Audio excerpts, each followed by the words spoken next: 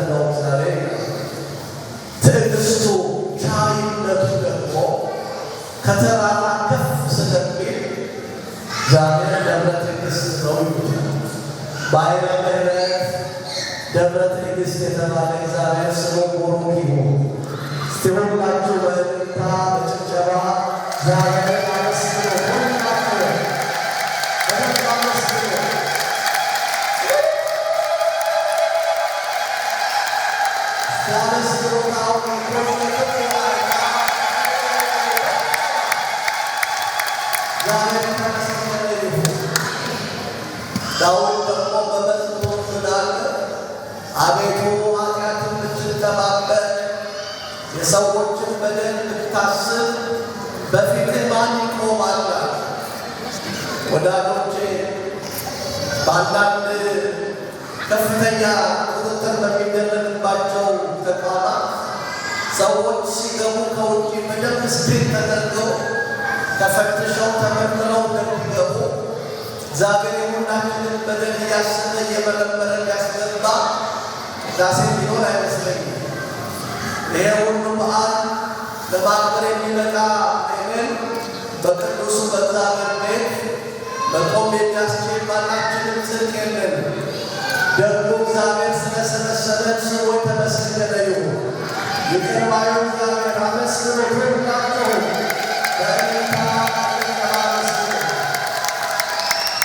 እስመ በእንቲአሁ ይቀትሉነ ኩሎ አሚረ ወኮነ ከመ አባግዕ ዘይተክሉ። ቀኑ ሁሉ ስላንተ እንገደላለን፣ እንደሚታረዱ በጎችም ተቆጠርን። የሐዋርያው ቅዱስ ጳውሎስ መልእክት በሮም ለሚኖሩ ክርስቲያኖች የተጻፈ ምዕራፍ 8 ቁጥር 36 ላይ የሚገኝ ቃል ነው። ቅዱስ ጳውሎስ በክርስቶስ መከራ የሚቀበሉ ሰዎች ታላቅ ክብር እንዳላቸው፣ ታላቅ ዋጋ እንዳላቸው ደግሞ ከዚህ የተነሳ ሊጸኑ ሊታገሱ እንደሚገባ ባስገነዘበበት በዚህ ክፍል ላይ ገና ክፍሉ ሲጀምር የሮሜ መልእክት ምዕራፍ 8 ቁጥር 18 ላይ ሊመጣ ያለው ክብራችን እግዚአብሔር ራሱ ያዘጋጀልን ሰማያዊ ክብር አሁን ከሚደርስብን ስቃይና መከራ ጋር ሲነጻጸር የሚመጣው ክብር የሚበልጥ እንደሆነ አስባለሁ፣ የሚመጣው ዋጋ የሚበልጥ አስባለሁ እያለ ክርስቲያኖችን ለማጽናት በጻፈው በዚህ ክፍል ውስጥ ቁጥር 35 ጀምሮ እንዲህ አለ። ከክርስቶስ ፍቅር ማን ይለየናል?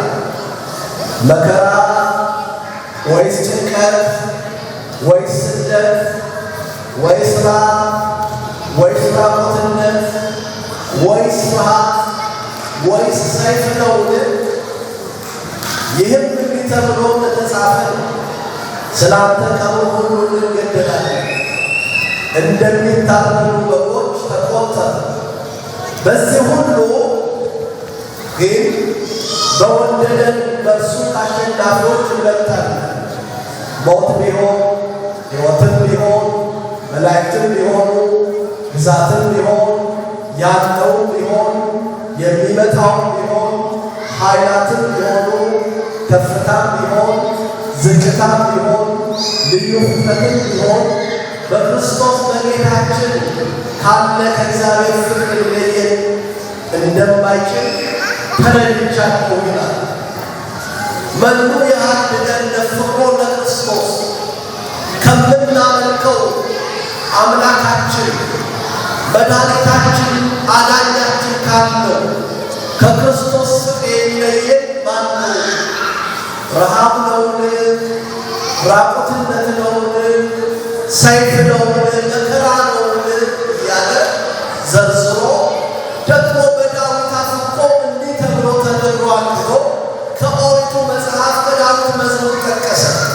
ዳዊት በመዝሙር 43 ላይ እስመ በእንቲአሁ ይቀትሉነ ኩሎ አሚረ ወኮነ ከመ አባግዕ ዘይጠብሑ ንቃ እግዚኦ ለምን ትነውር በማለት ስላንተ ቀኑን ሙሉ እንገደላለን እያለ ዳዊት የተናገረውን ጠቅሶ ከተናገረ በኋላ በዚህ ሁሉ መከራ ውስጥ ግን ኃይል በሚሰጠን ጉልበት በሚሆነን በክርስቶስ ከአሸናፊዎች ሁሉ እንበልጣለን ይላል።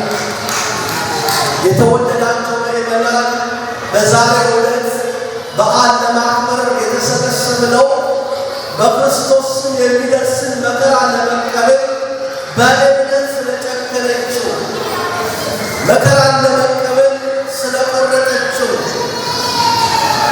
ፍጽምት ስለሆነችው ስለ ሰማዕቷ ስለ ቅድስት አርሴማ በዓለ ዕረፍት እንዴት ባለ መቃወም በአሕዛብ ነገሥታት ፊት በድፍረት ስለ እግዚአብሔር እንደመሰከረችና በዚህም መከራ ተቀብላ ሰማያዊውን መንግሥት ለመውረስ እንዴት ያለ ክብር እንዳገኘች የምናስብበት በዓል ነው።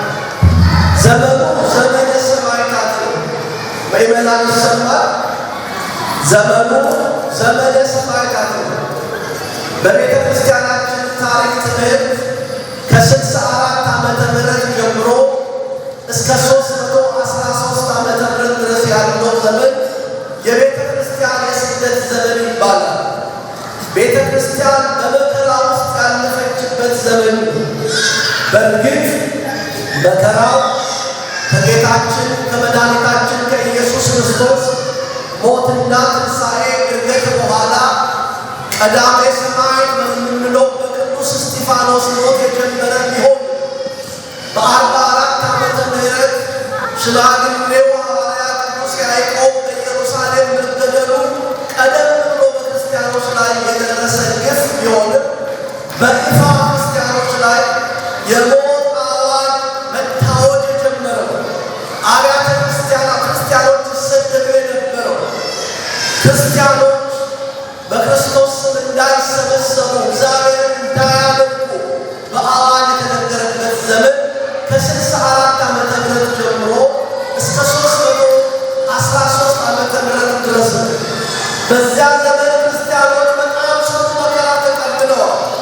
በከፍተኛ ቅጣት እየቀጡ በሰይፍ እየቆረጡ በመጋዝ እየሰነጠቁ ክርስቲያኖችን መከራ አድርሰውባቸዋል። በዚህ በስደት ዘመን ነገሥታት ራሳቸውን ያስመልኩ ነበር። ፀሐይ ያመልኩ ነበር፣ ጨረቃ ያመልኩ ነበር፣ ሌሎች ባዕድ የሆኑ አማልክትን ያመልኩ ነበር። ይሄ ብቻ አይደለም። ይገርማቸዋል። በዚያ ዘመን የነበሩ ነገሥታት ራሳቸውን ጭምር ያስመልኩ ነበር። የሰማችሁ ነው። ራሳቸውን ያስመልካሉ።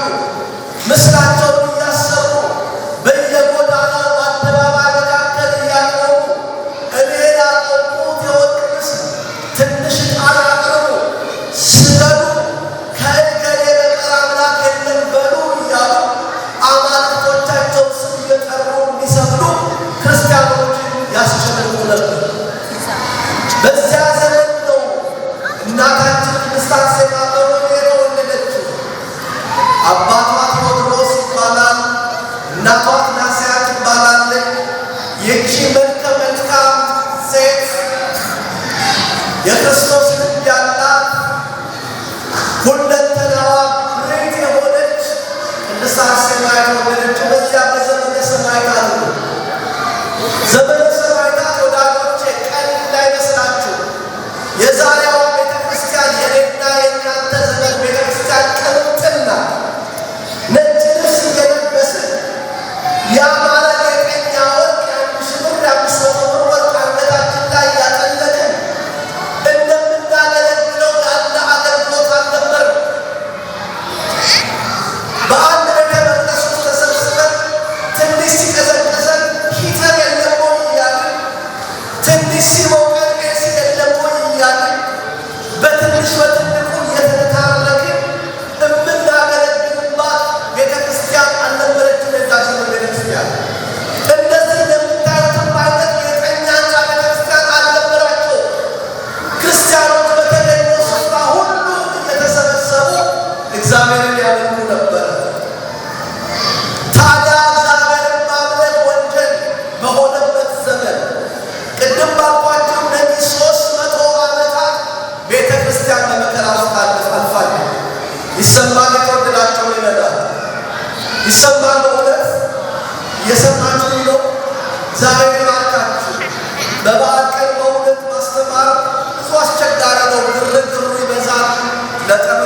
የሚጋፋው ለአንዳንድ ነገር የሚጋፋው የሚተራመሰው ይበዛልና እንደው ምዕመናንባችሁ የሚሆናችሁ ይዛችሁ ብትሄዱ በእርጋታ ብትሰሙ በእውነት በታላቅ ፍቅርና አክብሮት እለምናችኋለሁ። ታዲያ በዚያ የክርስቲያኖች የስደት ዘመን በሚባለው ዘመን ክርስቲያኖች ትልልቅ መከራ ነበር የሚቀበሉት። ታላላቅ አላውያን ነገሥታት ተነስተዋል። በጥቂቱ ነግራችሁ ኔሮንን የመሰለ ቁንስልስ ጌጥ የሚያበዛ ጨካኝ ንጉሥ ክርስቲያኖች ላይ ታላቅ አዋጅ ያወጀ በ66 በ67 በ68 ዓመተ ምህረት ላይ እንደ ንጉሥ ጳውሎስን እንደ ንጉሥ ጴጥሮስን በክፉኛ ግፍ የገደለ ኔሮን የተባለ ጨካኝ ንጉሥ ያለፈበት ዘመን ነው። እነ ድልጥያኖስ የሚባሉ እነ ንጉሥ ዮሐንስ ወንጌላዊ በፈላ ዘይት ውስጥ የነጠሩበት ዘመን ነበር። እነ ትራጃን የሚባሉ ሌሎቹም ጨካኝ ነገሥታት ተነስተው ክርስቲያኖችን በታላቅ መከራ ያሰቃዩአቸው ነበር። የተወደዳቸው ይመጣል። የመከራው አይነት ልዩ ልዩ ነው። ዛሬ ወደ ሮም ብትሄዱ የኮሊሴም አደባባይ የሚባል አምፊቲያትር አለ። ዛሬ ድረስ ሕንፃው ብዙ ሰዎች እየተገኙ ይጎበኙታል። በዚያ አደባባይ ላይ ክርስቲያኖችን ለማሰቃየት ነገሥታትን በክርስቲያኖች ስቃይ ለመደሰት ይሰበሰቡ ነበር። በእነዚህ መካከል በክፉ ስቃይ ካለፉት ቅዱሳን መካከል አግናጥዮስ የሚባል የአንጾኪያ ሊቀ ጳጳስ የሆነ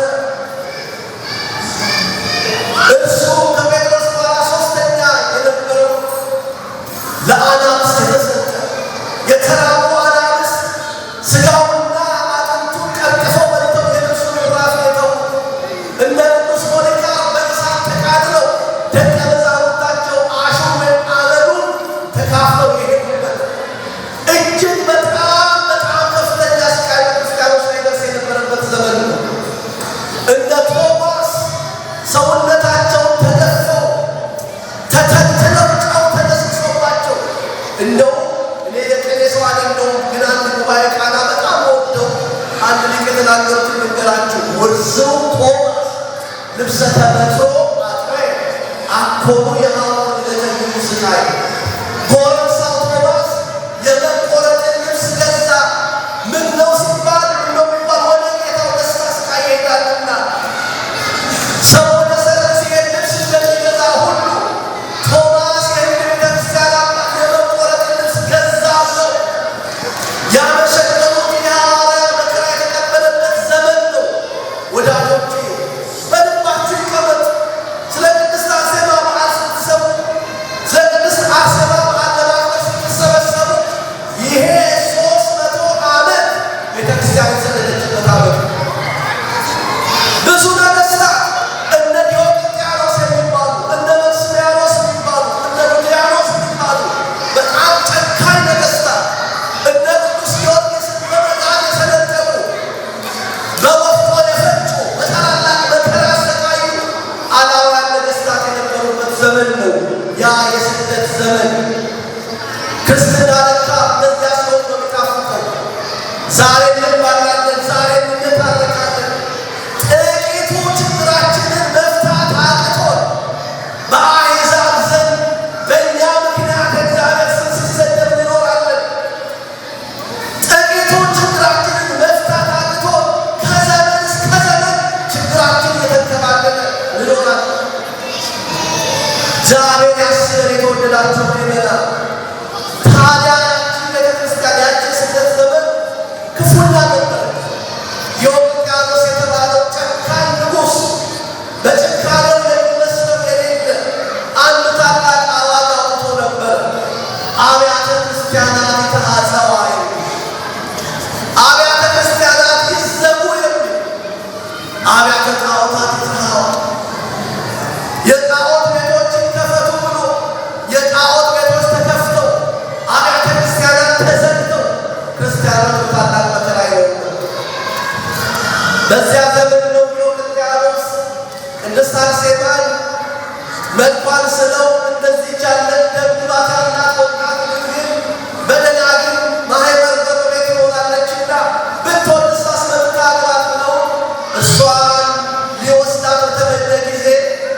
ወደ አርመንያ የሚባል ሀገር እንደሄዱ ወደ አርመንያ እንደሄዱ በዚያ ሀገር ደግሞ የሚኖር ድርጣድስ የሚባል ንጉሥ አይቷት የመልእክተኛውን የዲዮቅልጥያኖስን ሀሳብ ትቶ ይህቺንማ እንደ ዲዮቅልጥያኖስ ነው ለእኔ ነው እንጂ ማገባት ብሎ ከ27 ደናግላን ጋር ሲያሰቃያት እንደነበረ የሚታሰብበት ዕለት ነው ዛሬ። ይህቺ ሴት ምንድን ያለችው? እኔ የክርስቶስ ሙሽራ ነኝ። እስቲ በሉ ሁላችሁ እኔ በሉ እስቲ የክርስቶስ ሙሽራ ነኝ። ወዳጆቼ ክርስቶስ ቤተ ክርስቲያንን በደሙ አጥቷት አብቅቶ ማጫ ደሙ ሰጥቷል። ቤተ ክርስቲያን የክርስቶስ ናት። ባለፈው ሳምንት በቤተ ክርስቲያናችን ይዘመር የነበረው የቅዱስ ያሬድ መዝሙር ብሎ በራሱ የሚል ነበር። የዮሐንስ ወንጌል ምዕራፍ 3 ይነበብ ነበር። በዚያ ሰንበት ሲዘመር የነበረው ስለ ክርስቶስና ስለ ቤተ ክርስቲያን ግንኙነት ወንጌላዊ ማነው መጥምቁ ዮሐንስ ያስተማራቸው ደቀ መዛሙርት እናንተ ለክርስቶስ እጮኛ አድርጌ እኮ የምሰጣችሁ እኔ ሚዜ ነኝ። ሙሽራው እሱ ነው። ቤተ ክርስቲያን ሙሽራዋ ናት ብሎ ሙሽራይቱ ለቤተ ክርስቲያን ለክርስቶስ የተሰጠችበት ክርስቶስም ደግሞ በደሙ ያጫት ናት ቤተ ክርስቲያን። ወዳጆቼ ከክርስቶስ ውጭ ልባችን ሌላ የሚያስብ ከሆነ ከእግዚአብሔር ውጭ ሌላ ልባችን የሚያስብ ከሆነ ጋለሞታ ነው የሚባለው። አርሴማ ቅድስት አርሴማ እኔ ጋለሞታ አይደለሁም፣ ከክርስቶስ ውጭ የለኝም፣ ሙሽራነቴ ለክርስቶስ ነው፣ ደሙን ላፈሰሰልኝ፣ ሥጋውን ለቆረሰልኝ፣ መከራ ስለኔ ለተቀበለው ለክርስቶስ ነው እንጂ እኔ ለማንም አልሆንም። ወዳጆቼ በብሉይ ኪዳን ዘመን ከተጻፈ አስደናቂ ነገር የእስራኤልና የእግዚአብሔር ጋብቻ ነበረ። እስራኤል ከእግዚአብሔር ከእስራኤል ጋር ያደረገው ጋብቻ እስራኤል ሆይ ስሚ ባልሽ ፈቃድሽ ነው እያለ ነው የሚጠራው። ስትበድለው ደግሞ ጋለሞታይቱ ኢየሩሳሌም ጋለሞታይቱ እስራኤል ያት ነበር። ቅድስት አርሴማ እኔ ክርስቶስ ሙሽራ ነኝ፣ እኔ ጋለሞታ አልሆንም፣ ሌላ አልመኝም፣ ሙሽራዬ እሱ ነው ብላ የመነንኩትኝ ከአባቴ ቤት የወጣሁት ከሀገር ለሀገር የተሰደድኩትኝ ስለ ክርስቶስ ነው። አንተ መምለኬ ጣዖት አምላኪ የሆንከውን አንተን አላገባም ብላ ጨከነች። ደስ አይልም? እሷ እኮ እሱ ብታገባ እኮ የቤተ መንግሥቱ መዛግብት ሁሉ የእሷ እኮ ነው። ወርቁ የእሷ ነው፣ ብሩ የእሷ ነው፣ ሀብቱ ሁሉ የእሷ ነው። በዚህ በዕብራውያን መልእክቱ ላይ ቅዱስ ጳውሎስ ስለ ሙሴ ሲናገር ዕብራውያን 11:23 ላይ ሙሴ በግብፅ ሀገር ከሚገኝ ብርና ወርቅ ስለ እግዚአብሔር ሕዝብ መከራ መቀበል መረጠ። በፈርዖን ቤት የፈርዖን የልጅ ልጅ እንዳይባል እምቢ አለ እንደተባለ ወዳጆቼ እንደ ሙሴ ያለ ልብ ያስፈልጋል። እምቢ የሚል ስም ከክፉ ጋር አልተባበርም የሚል እንዲህ ያለ ልብ እግዚአብሔር ለሁላችን ያድለን። ታዲያ ቅድስት አርሴማ በዚህ ምክንያት ነው በዛሬው ዕለት ሰማዕትነት የተቀበለችው። በዚህ ምክንያት ነው በሞት ፊት ደፍራ የቆመችው። በዚህ ምክንያት ነው በአላውያን ነገሥታት ፊት አንገቷን የተከለለችው። የዚህ ቅድስት አርሴማ የእምነቷ ጽናት በሁላችን ላይ ይደርብን። እስኪ ሰማዕቷን አመስግኗት፣ የምትወዷት አመስግኗት። በዚያ ዘመን ክርስቲያኖች እንዲህ ነው፣ ሰይፍ በፊታቸው እያለ የሚዘምሩት መዝሙር ነበራቸው። ከክርስቶስ ፍቅር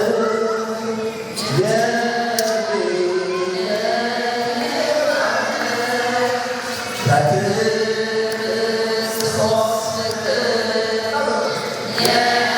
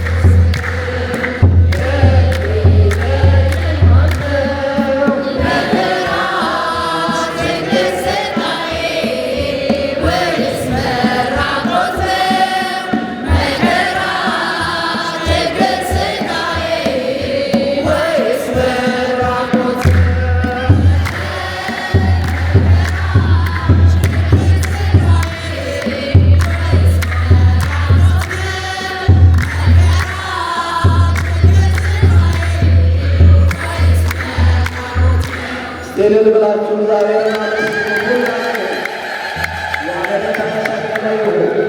በማቴዎስ ወንጌል ምዕራፍ 10 ቁጥር 32 ላይ በሰው ፊት የሚመሰክርልኝ በሰማይ አባቴ ፊት እመሰክርለታለሁ፣ በሰው ፊት የሚክደኝ በሰማይ አባቴ ፊት ደግሞ ክደዋለሁ ብሎ ጌታ እንዳስተማረ ቅድስት አርሴማ በነገሥታት ፊት ሳትፈራ ነው የመሰከረችው። እስኪ አመስግኗት፣ ሰማዕቷት፣ አመስግኗት። ለእግዚአብሔር ምስክር ለመሆን ራስን መካድ ያስፈልጋል። ቅዱስ ማርቆስ ወንጌላዊ በማርቆስ ወንጌል ምዕራፍ 8 ላይ በኋላዬ ሊከተለኝ የሚወድ ሰው ቢኖር ራሱን ይካድ፣ መስቀሌን ወይም መስቀሉን ይሸከም ይላል። ሰው መስቀሉን ለመሸከም ራሱን መካድ አለበት። ራስን መካድ ማለት እኔ ባይነትን መካድ፣ ራስ ወዳድነትን መካድ፣ እኔ ከደላኝ ስለ ሌላው አያገባኝም ማለትን መካድ። እንደዚህ ያለ ማንነት ያለው ሰው እግዚአብሔርን ሊከተለው ይችላል። እንደዚህ ያለው ሰው መስቀሉን ተሸክሞ ሰማያዊ ክብር እስካገኝ ድረስ በእምነት ሊጸና ይችላልና እንድንታገስ እንድንጸና ሁላችንን እግዚአብሔር ይርዳል። በዓል የምናከብርበት ትልቁ ዓላማ የኢትዮጵያ ኦርቶዶክስ ተዋሕዶ ቤተ ክርስቲያን የቅዱሳንን ገድላቸውን ድርሳናቱን ጽፋ ደጉሳ የምታነበው የምታሳልመን የምታስተምረን የሃይማኖት ፍቅርና ጽናት ከእነርሱ እንድንማር ነው። ቅዱስ ጳውሎስ እዚህ ዕብራውያን ምዕራፍ 13 ቁጥር 8 ላይ ተዘከሩ መኳንንቲክሙ ዘነገሩክሙ ቃለ እግዚአብሔር፣ የእግዚአብሔርን ቃል የነገሯችሁ ያስተማሯችሁ በሕይወታችሁ አርአያ አድርጓቸው፣ ሞዴል አድርጓቸው። በሃይማኖት ስለ መጽናት፣ በሃይማኖት ምክንያት ስለ መቀጠል፣ ስላለመፍራት፣ ለእግዚአብሔር ምስክር ለመሆን ወደኋላ አለማለት ከቅዱሳን ነው ላይ የምንማረው። ከእነዚህ ቅዱሳን መካከል አንዲቱ ቅድስት አርሴማ ሰማዕቷ ናትና በረከቷ አይደርብን። አመስግኗት። የመጨረሻ ቅድስት አርሴማ ሁላችሁ አመስግኗት። ያስተማረን የመከረን የአባቶቻችን የቅዱሳን አምላክ ልዑል እግዚአብሔር ይክበር ይመስገን። እግዚአብሔር ስሙ የተመሰገነ ይሁን። ምናልባት ጊዜ በኋላ እንዳልወስድ አንድ ቃል ልናገር ነው። እዚህ እንግዲህ መቼም ለመምጣት እንደው ምክንያት የሆኑ አባታችን መልአከ ብርሃን ናቸው። መጽሐፍ ቅዱስ ምን ይላል? ርቀተ ሀገር ይተላ ለፍርድ ይላል። የቦታ ርቀት ፍርድ አይከለክልም። ስለዚህ መፍቀሬ አሃው የወንድም ወዳጅ ስለሆኑ በጣም ዝግ ያለ ስሜና ስላላቸው ትሁት ስለሆኑ የተረጋጉ ሰው ስለሆኑ በእውነት ለመናገር ግላስኮን ስላለው ቤተክርስቲያን ብዙ ሰዎች ስለሆነ ሰምቻለሁኝ። በተለያዩ ዶክመንተሪ ላይ እሳቸው የከፈሉት ዋጋ ሲነገር ሰምቻለሁ። ዛሬ እዛ እየተሰራ ያለው ትልቅ ስራ የመልአከ ብርሃን መምህር በለጠ መሰረት ነው በእውነትና እዚህ ስላለው ብቻ ሳይሆን እዛ ስለተደረገው እንኳን ደስ አለው። መልአከ ብርሃን አመስግኑላቸው። በዚያ ክላስኮ ስለተሰራው ስራ በእውነት የእርሶ መሰረት ነውና ስለዚህ ስራ ሰርሶ እግዚአብሔር እናመሰግናለን። በዚህም ከተማ ይሄንኑ ስራ እንደሚደግሙ በዚህም ከተማ ይሄንን ታላቅ ስራ አስተባብረው እንደሚሰሩ እናምናለን። እግዚአብሔር ይርዳው። የሰማይቷ ቃል ኪዳን አይለየው። እግዚአብሔር ሁላቸውን ይባርካቸው። በዚህ ቦታ ትልልቅ አባቶችን ስላገኘው ደስ ብሎኛል። በጣም የምናከብራቸውን መጋቤ ሐዲስ መምህር ዶክተር አባተ ምናምን ስላገኘው ቀሲስ ዶክተር አባተን ስላገኟቸው በጣም ደስ ብሎኛል። በርቀት ነው የሚታይ የነበረው። ዛሬ በአካል ተገናኝተናል። በራካይ ቆሳማ ይሆናል። ሌሎቹም ትልልቅ አባቶችን እዚህ የምናውቃቸውን አግኝተናል። እግዚአብሔር ደሙን ያስፋ፣ ከተማዋን እግዚአብሔር ይባርክ። እግዚአብሔር ሀገራችን ኢትዮጵያን ይባርካት። አሜን በሉ። ሰሜኑ ሰላም ይሁን፣ ደቡቡ ሰላም ይሁን፣ ምስራቁ ሰላም ይሁን፣ ምዕራቡ ሰላም ይሁን። እግዚአብሔር አምላክ ከሀገራችን ጦርና የጦርነት ወሬ ያርቅልን። እግዚአብሔር አምላካችን በሀገሪቱ በሰሜኑ ክፍል የተቀሰቀሰው ጦርነት ያብርድልን። በቀያቸው የተፈናቀሉ እንዲመለሱ ያድርግልን። ያለ በደላቸው የታሰሩት እንዲፈቱ ያድርግልን። ሰላም ለሀገራችን ለኢትዮጵያ ይሁንልን። በሚመጣው ዓመት እግዚአብሔር የኢትዮጵያን ተራሮች ይባርክ፣ ወንዞቿን ይባርክ፣ እርሻዎቿን ይባርክ። ሰው ያለ ከልካይ ከአንዱ ስፍራ ወደ ሌላው ስፍራ በሰላም ወጥቶ ይግባ። ደም ይድረቅ። ወጣቶች አለ ዕድሜያቸው ለጦር ሜዳ ለክፉ ነገር ሁሉ ተላልፈው አይሰጡ። አረጋውያን ታሪክ ተናግረው መርቀው ታሪክ አውርሰው ይለፉ። ይቺ ሁለተኛ ሀገራችንን ሀገረ መንገዱ እግዚአብሔር ይባርክ። እግዚአብሔር ይባርክ። የመከረን ያስተማረን ልዑለ ባሕርይ እግዚአብሔር አምላካችን ስሙ የተመሰገነ ይሁን። ቃሉንም ላስተላለፉልን ለመምህራችን ለመልአከ ገነት እግዚአብሔር አምላካችን ቃለ ሕይወትን ያሰማልን፣ ቃለ ሕይወትን ያሰማልን፣ ቃለ ሕይወትን ያሰማልን፣ በዕድሜ በጤና ይጠብቅልን።